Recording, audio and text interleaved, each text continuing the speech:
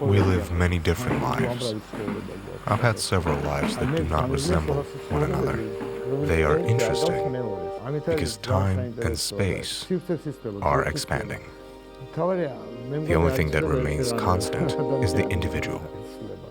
A human being doesn't change. You just get to know yourself better and start wanting to overcome obstacles. I think art should please people and make them consider many things. I wouldn't say that art can change a person. If one participates in creating art on a serious level, of course, this changes that person's way of living. But the person remains the same. I can't imagine my life without art. That would mean being deprived of immense pleasure, like living a life without love. Sometimes people don't fall in love throughout their entire lifetime. This is a great loss. It's your life, your performance. When you find yourself in a state of readiness, this means that you are working. It doesn't matter whether or not you are painting. Whenever you are ready, you can notice and discover things and subjects that others don't see. My first important exhibition took place in Karvasla. This was the 10th floor group show. It was significant because this was a very special period that enriched me a lot. Everything was shifted to the background, opening up a whole new universe. I guess a lot of things were accumulated, and some new elements that I hadn't used before were introduced. One had the feeling that art was shifted to one side. We always worked underground since we were considered to be representatives of non-official art. The beginning of Perestroika was followed by visits from curators with a frenzied interest in our works. They wanted to know what was going on in the post-Soviet arena. These were serious art critics observing the situation, and it was a real shock to them, as they'd been expecting to see works made in the style of social art. Instead, they suddenly discovered art that was not at the same level, but followed Western trends.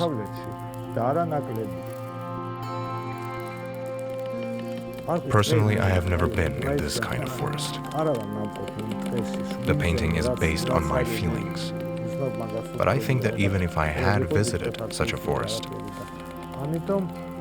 the image would remain the same. I painted the bird trees and snow from my imagination. Years later, I painted another similar work, but the first one is more realistic. I wanted to organize a show of paintings of dwarfs. I liked the image of a small, tragic person. I already had enough works to organize the exhibition, but in my opinion, something was missing. I decided to paint a queen, a girl in a dress. I dressed the first queen in golden garments and named her Infanta. It was an homage to Velázquez, my favorite painter.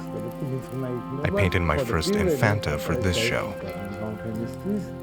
I didn't intend to paint more of them. However, I later thought of transforming the image into a triptych.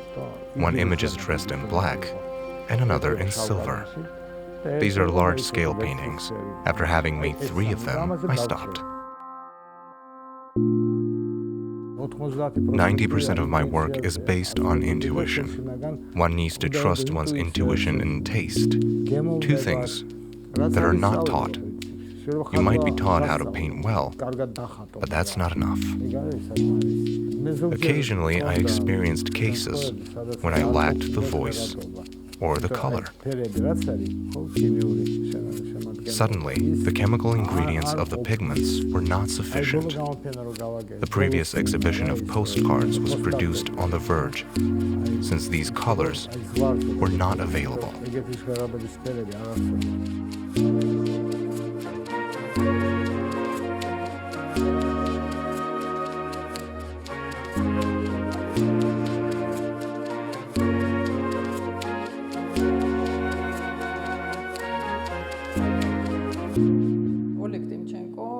Oleg Timchenko is an outstanding figure in the history of Georgian art.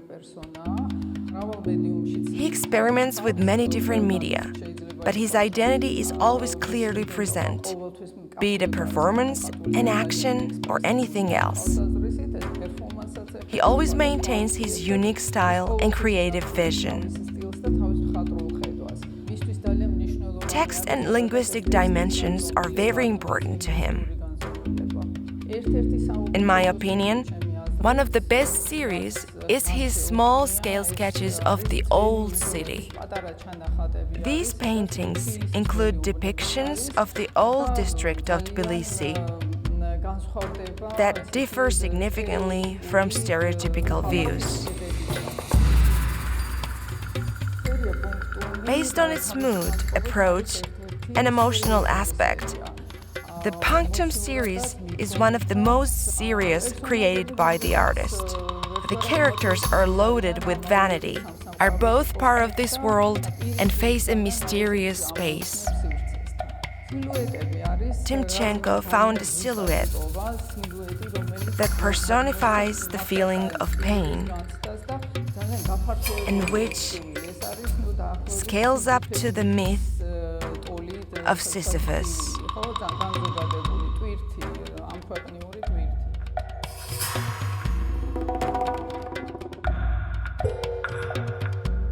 The exhibition is titled Punctum, the Latin for point. A point has many meanings. Starting point. 3 full stops that indicate ellipsis. Those stuck in an in-between condition, etc. I produced the series using minimalist style. I decided to use few colors in order to show the pain one feels when on the verge, without knowledge of what's coming next. I leave it as an open question. I don't declare that everything is over. While working on this series, I had the feeling that these works were painting themselves on their own.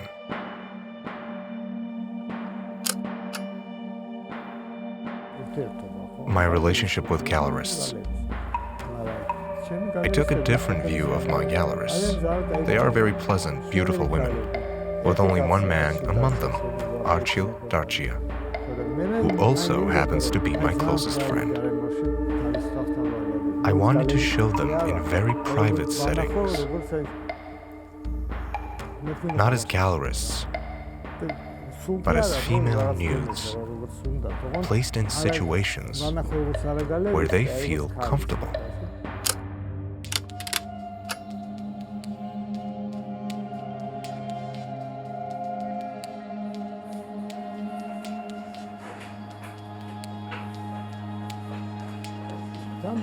We have worked together on many occasions. Painters often needed my help for the physical execution of their photo projects.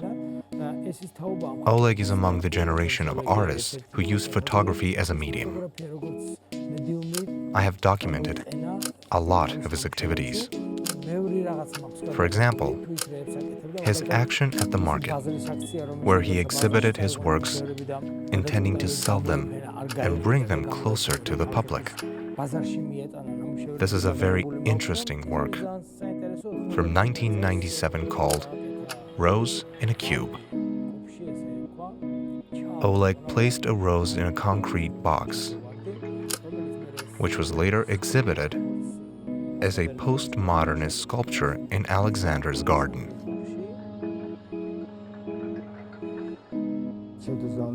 One of my most important works is Ophelia, a projection shown from a bridge in Prague. It was a slide projection. I showed an 8 by 3 meter projection of Ophelia surrounded by flowers on the surface of the river at night.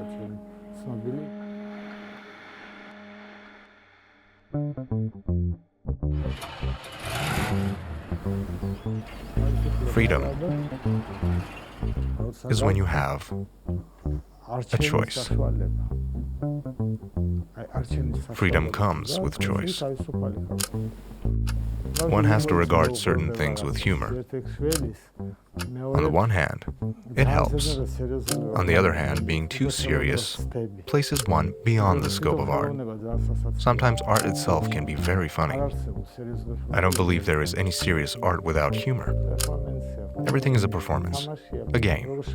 Those are Shakespeare's words, not mine. So you can trust him. One participates in a continuation of this cycle. One is part of this epoch, which consists of an infinite chain of generations that will go on forever. One acts in a specific segment of time, which is very important. What happens after one's death? One continues living through one's poetry. These people have not existed for a long time, but you listen to their poems, songs, read their novels.